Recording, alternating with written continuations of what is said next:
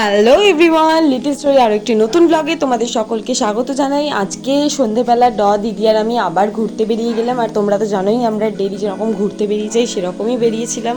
আর তোমরা তো জানোই আমার ডয়ে ঘুরতে বেরোনো মানে শুধু থালা বাসন কৌটো ঝুড়ি এসবই কিনতে বেরোনো।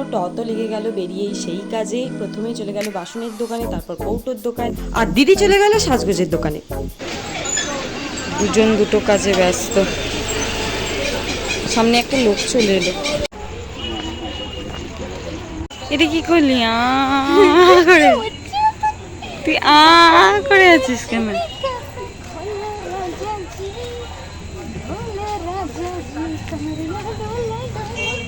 তোর কি ঢুকায় মানা?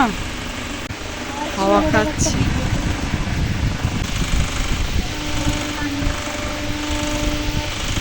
আমায় ছেড়ে রেখে সবাই চলে গেছে, আমি চলে যাই। এইভাবেই একটার পর একটা গান শুনিয়ে দিদি তো আমাদের সারা রাস্তা এন্টারটেন করতে করতে নিয়ে গেল। আর আশা করি তোমরাও এন্টারটেন হয়েছে ওর গান শুনে।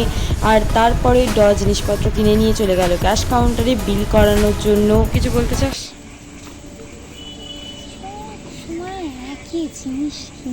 বাটি চামচ হাতা কৌটো ঝুড়ি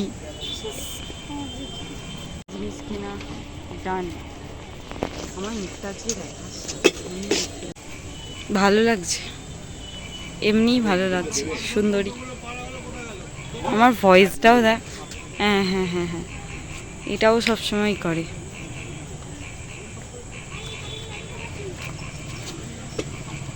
সব ক্যাপচার হয়ে গেছে।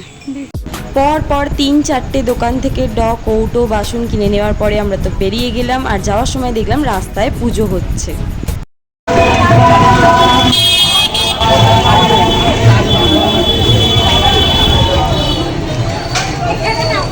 বাড়ি ফেরার সময় টোটো থেকে নেমে গিয়েছিলাম একটা ওষুধের দোকানে, সেখান থেকে কিছু ওষুধ কিনে নিয়ে আমরা বাড়ি ফিরে যাই। আর বাড়ি ফিরে খেলাম নকাকার আনা গরম গরম নুডলস।